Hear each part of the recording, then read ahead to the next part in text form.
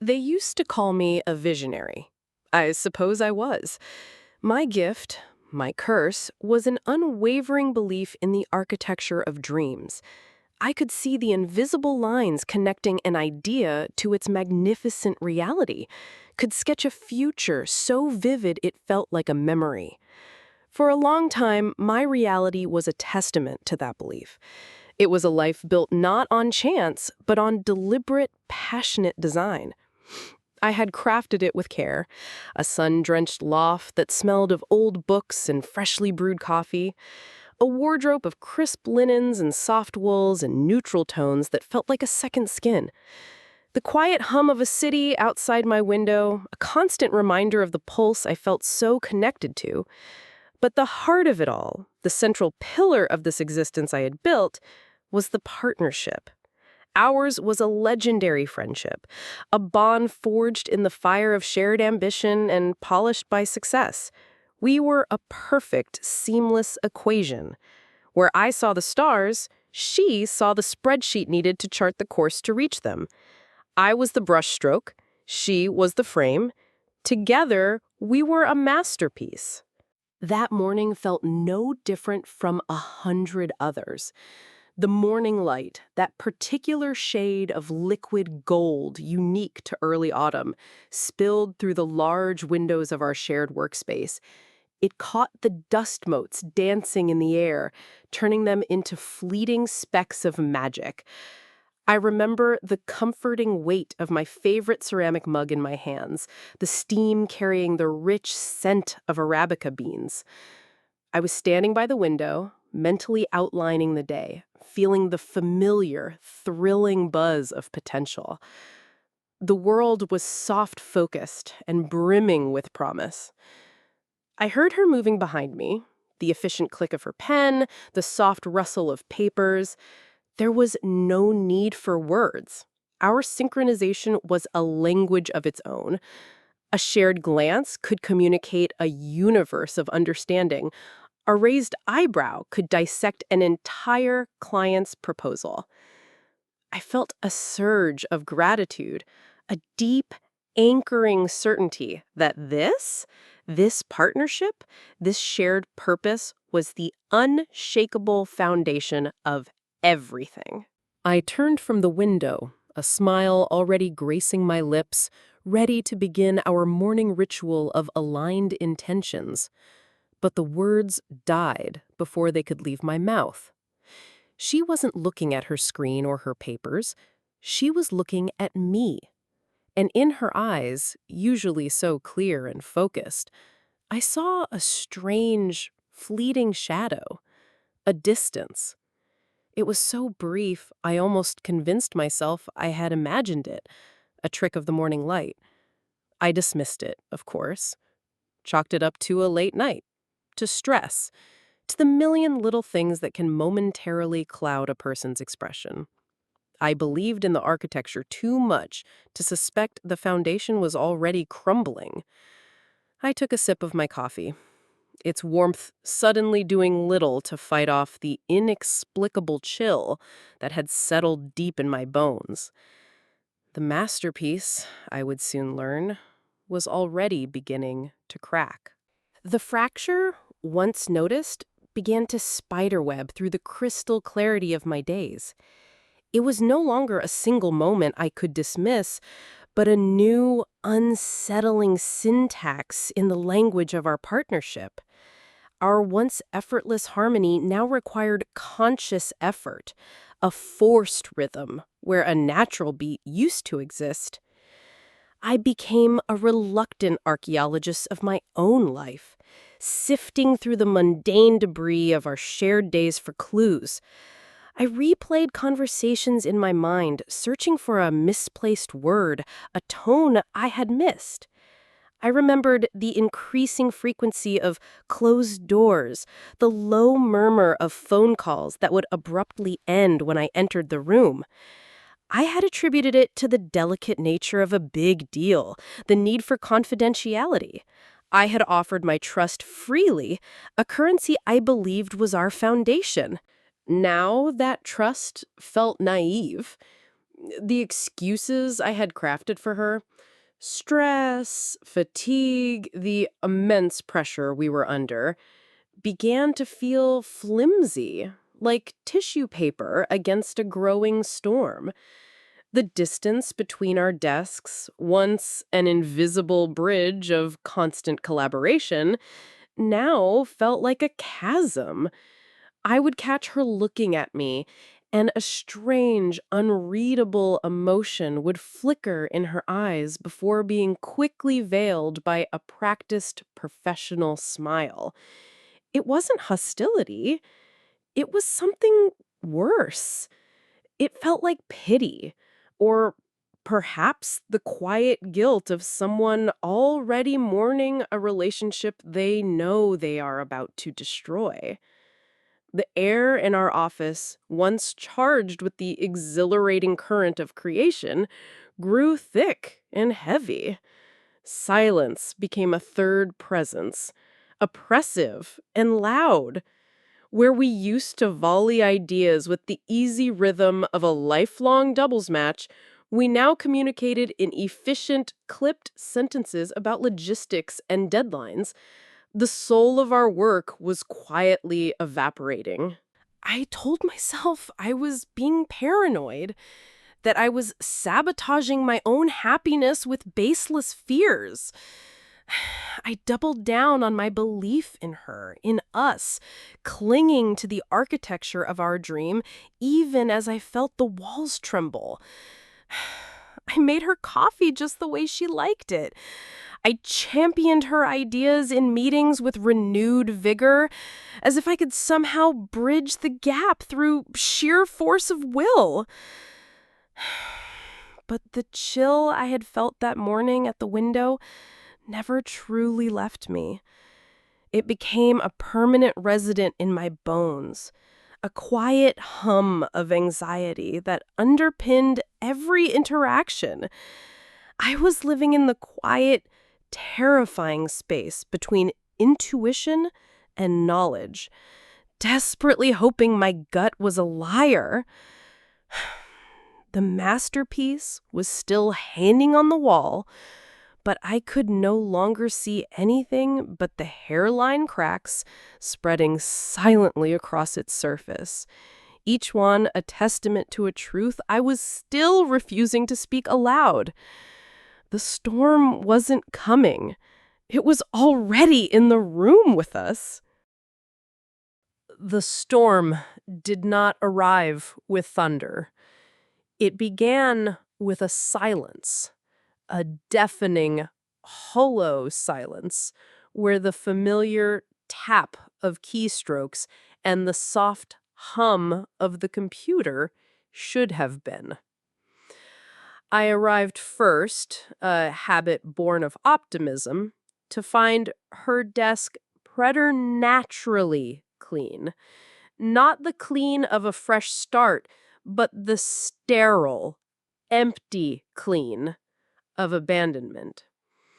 The personal artifacts, the photo of us laughing on a beach, her favorite garish pen, the spare sweater she kept draped over her chair were gone.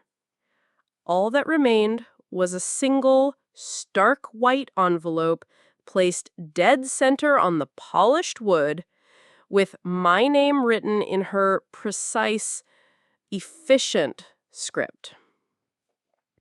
My heart did not hammer. It simply stopped.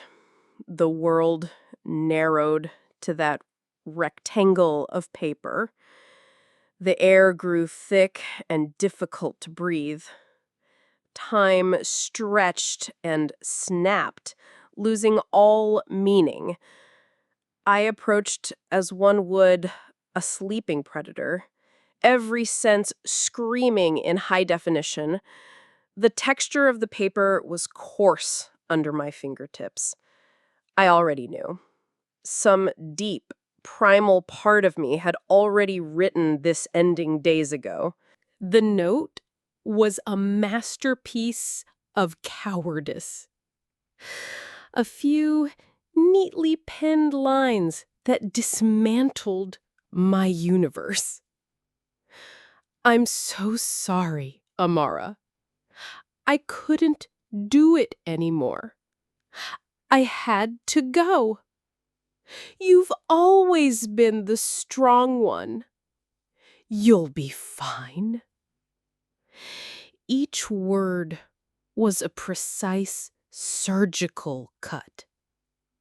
The apology was not for the act, but for the inconvenience of it. The declaration of my strength was not a compliment. It was a justification, an absolution she granted herself for the sin she was about to commit. A cold numbness spread from my core to my extremities, a defense against a pain too acute to process. The silence was broken by the sharp, invasive chirp of my phone. A notification, then another, and another. A relentless digital avalanche of reality. Bank alerts, overdraft warnings, emails from vendors demanding payments that should have been made days ago. The numbers on the screen were impossible, monstrous. They represented not just a financial zero, but a devastating negative, a void she had meticulously carved out. I stumbled to the office chair, my chair, and collapsed into it. The leather groaned, a sound that seemed to echo the groan of my own spirit. The walls, once representing boundless ambition, felt like they were closing in, the windows offering a view of a world that was no longer mine. I looked at the empty desk across from me, and the full, horrifying truth finally landed. This was not a sudden impulse. It was a calculated exit. The closed doors, the hushed calls, the distant looks, it was all a countdown. While I was building our dream higher, she was in the basement, quietly removing every single load-bearing wall. The masterpiece wasn't just cracked. It had been hollowed out.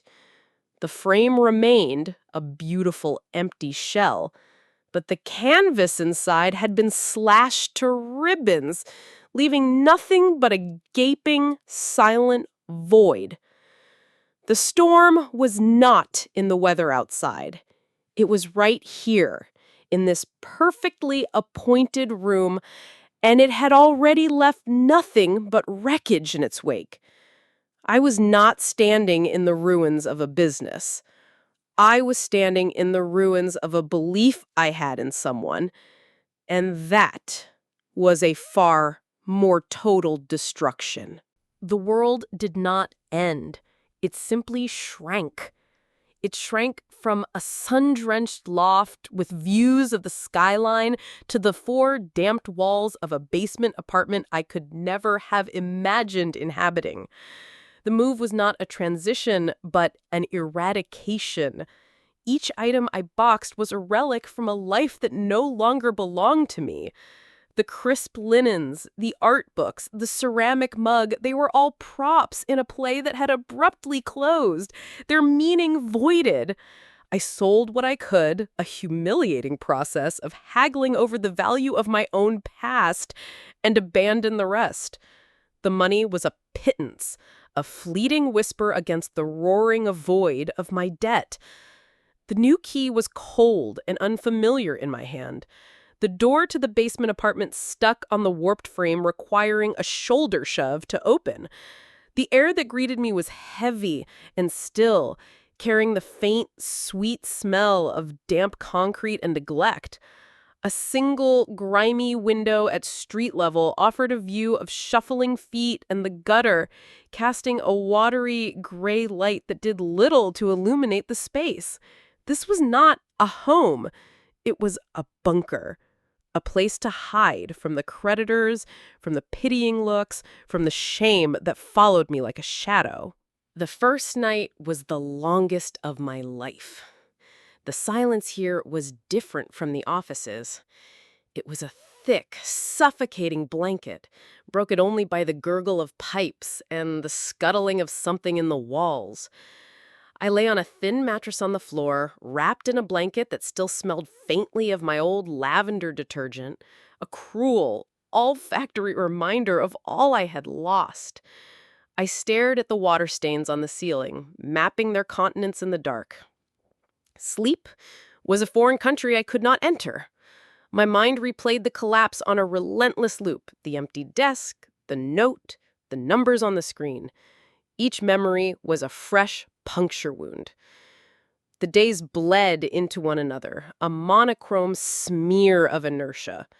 The simple, automatic acts of living, showering, eating, getting dressed, became Herculean tasks requiring immense planning and willpower.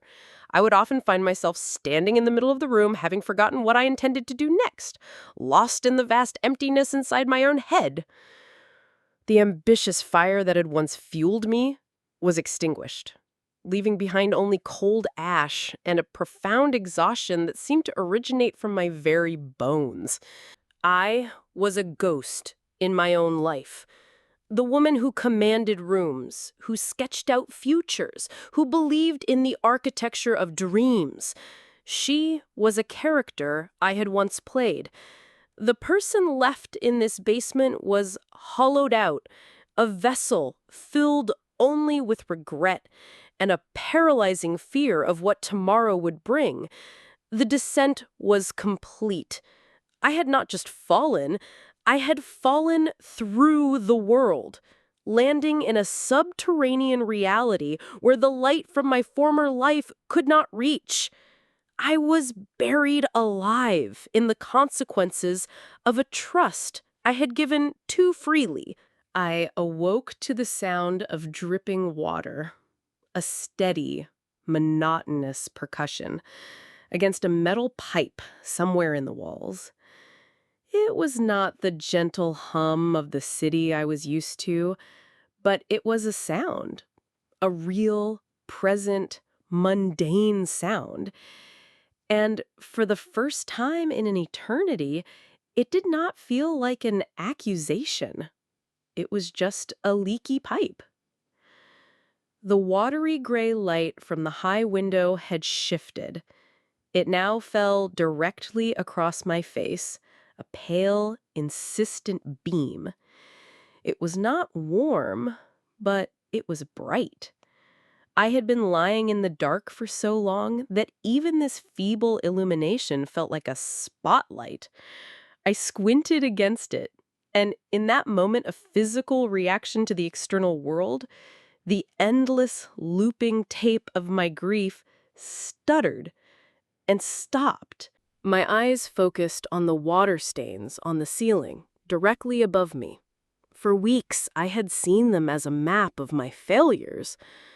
But in this stark, gray light, they were just water stains, shapes, abstract and meaningless. The meaning I had assigned to them was my own. The darkness I had felt was not in this room. It was in me. And that realization, simple and profound, was the first flicker of warmth in the frozen tundra of my being. It was not a dramatic epiphany. It was a quiet, internal click. A gear, long rusted, shifting one single grinding tooth. The sentence from her note echoed, but this time it did not feel like a knife. "You've always been the strong one." It had been her excuse, her absolution. But what if it was also a truth? What if she hadn't been lying about that part? What if she had simply named the one thing she knew she could not take from me? A different kind of energy, faint but undeniable, began to prickle under my skin. It was not the fiery ambition of before. This was colder, harder. It was resolve, a sheer, stubborn refusal to let this be the end of my story. I pushed myself up. The muscles in my back protested, stiff from the hard floor and weeks of inertia. The movement was deliberate, slow, but it was my choice. I walked to the small, cracked mirror above the sink. The woman who looked back was a stranger. Eyes hollowed by shadows, hair a tangled mess. But her gaze, for the first time, did not look away in shame. It held mine. And within it, I saw not the ghost of who I was, but the raw, unfinished material of who I would become. The ember had been struck. It was tiny, vulnerable, a single spark in a vast darkness, but it was mine, and I would not let it go out. I turned from the mirror, my heart hammering, not with panic, but with a new, terrifying purpose. The descent was over. The climb was about to begin. The ember needed fuel. It was a truth that acknowledged no room for self-pity. The resolve that had sparked in the silence of my basement apartment was a fragile thing, and it would be extinguished by the first gust of wind if not sheltered, fed, and hardened into something durable. This was no longer about dreaming. It was about doing. The grand vision had died in the ashes of the old office. What rose in its place would be built brick by humble brick with my own two hands. My first brick was the ancient laptop, its fan whirring like a tired insect. I opened it, the screen casting a blue glow on my determined face in the dark room. The internet connection was slow and unreliable, a constant reminder of my reduced circumstances, but it was a connection. I began the tedious, humbling work of rebuilding my digital presence from zero, not as the co-founder of a celebrated firm, but as a solitary freelancer. The portfolio I built was sparse, a curated collection of my best personal work, presented with a stark honesty that was its own kind of branding. The first inquiry was not a grand project. It was a small, almost insultingly simple job from a former client who had heard whispers of my situation, a social media graphic. A month ago, I would have delegated it. Now, I treated it like a commission for the Louvre. I poured every ounce of my skill into it, refining the typography, perfecting the color balance, delivering it early. The payment was modest, but when it hit my bank account, a positive number in a sea of red, it felt like a fortune. It was not the money.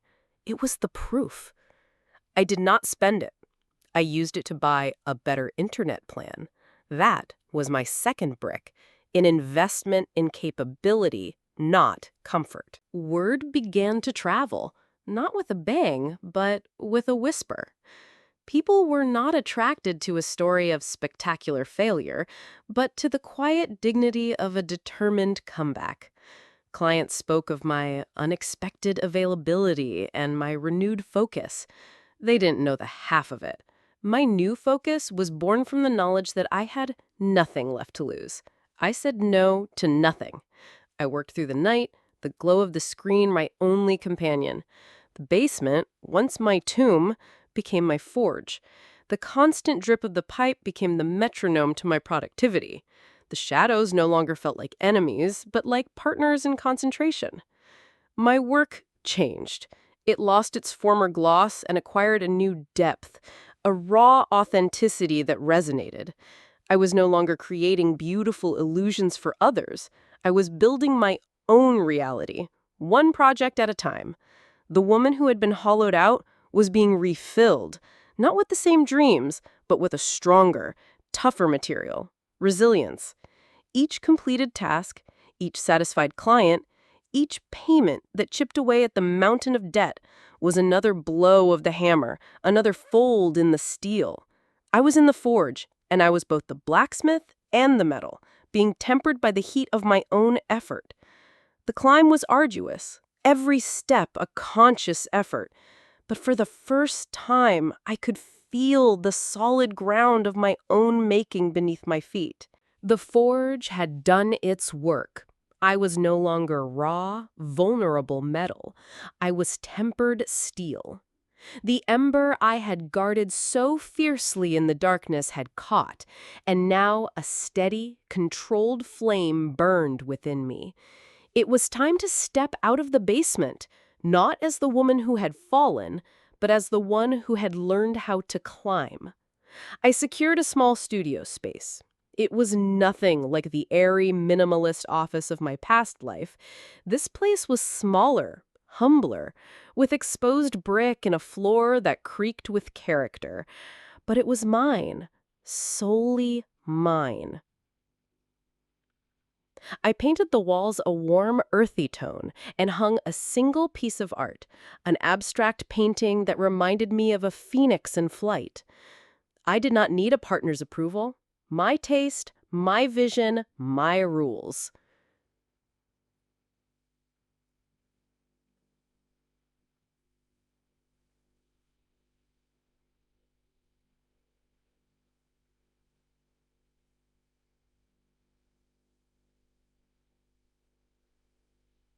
My work had found its true voice. I turned down the glossy, soulless projects that once defined my old firm. Instead, I sought out clients whose stories had grit, who valued authenticity over pretense. I helped a family-owned bakery tell its history through its branding. I crafted a digital campaign for a conservation group that was raw and powerful. My own story of collapse and reinvention became an unspoken part of my pitch, not as a tale of woe, but as a testament to resilience. People were drawn to that truth. The media calls started slowly. A local business blog did a feature on quiet comebacks. Then a major industry magazine wanted to talk about the new authenticity in marketing. I agreed to the interviews, my voice steady where it once might have trembled. I spoke not of betrayal, but of lessons learned. I spoke of building a different kind of success, one with integrity at its core. I watched the article go live. My new name, my own name, Amara Jones, printed not as a cautionary tale, but as a point of inspiration. The money followed the reputation. The payments that once felt like lifelines now felt like building blocks. I created a meticulous plan, and with a fierce satisfaction that never grew old, I watched the mountain of debt that had once buried me shrink month by month until one day it was simply gone. The feeling was not of wild celebration, but of profound, quiet peace. The weight I had carried for so long had been lifted, and I felt light enough to float. I stood in the center of my small studio one evening, the city lights twinkling outside my window. The space was a physical manifestation of my inner state, not perfect, but solid, authentic, and built entirely by my own hand. The past no longer felt like a ghost haunting me. It was simply the foundation upon which I now stood, stronger and wiser. The climb had been brutal, but the view from here, however modest, was earned, and it was mine alone. I stood backstage, the low hum of the audience a distant ocean. The velvet curtain felt solid against my fingertips, a tangible barrier between the woman I had been and the woman I was about to become. There was no tremor in my hands, no frantic pace to my heart, only a profound, deep-seated calm. The kind that comes not from the absence of fear, but from having faced a terror so complete that a mere stage held no power over it. They introduced me not as a victim, not as a survivor, but as a visionary. The title fit now. It was a suit of armor I had forged myself, and it bore the elegant scars of its making.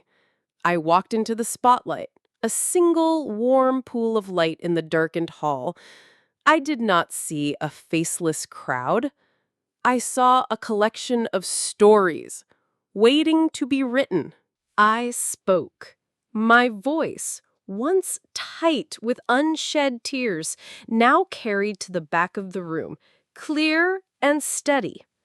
I did not tell them about the betrayal. I spoke of the foundation. I did not speak of the darkness. I spoke of the ember it forced me to find within myself. I told them about the forge, the relentless hammering of will against circumstance that shapes something stronger than mere ambition.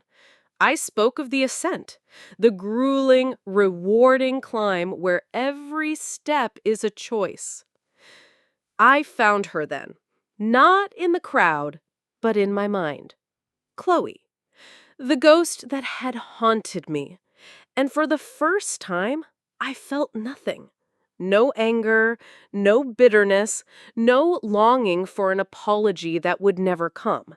Her presence in my history was now a neutral fact, a geographical feature on the map of my life, a steep cliff I had been pushed off of, only to discover I could fly. She was the scar I would always carry. But a scar is not an open wound, it is proof of healing. My eyes scanned the audience, seeing their own silent struggles reflected in their eyes. They were not here for a perfect success story. They were here for proof that the cracks are how the light gets in. I said, we are not defined by our scars. We are illuminated by them. The world will break your heart. It will drop you to your knees. It will leave you in the dark. But in that dark, you will find a version of yourself that needs no external light. You will find your own fire. And when you rise, you will not rise despite your scars. You will rise and you will shine because of them. I let the final words hang in the air, not as a conclusion, but as an invitation. A silence held for a beat, then two, before the room erupted. It was not just applause. It was a wave of shared catharsis. But the loudest sound was the one inside me. A quiet, unshakable knowing. The journey was not over, but the summit had been reached. I had not just climbed back to where I was. I had climbed higher. The view was different from here. I could see everything, the entire path, the valleys, the cliffs, and the breathtaking expanse of what was still to come. I had traded a gilded cage for the entire sky, and I was finally, magnificently free.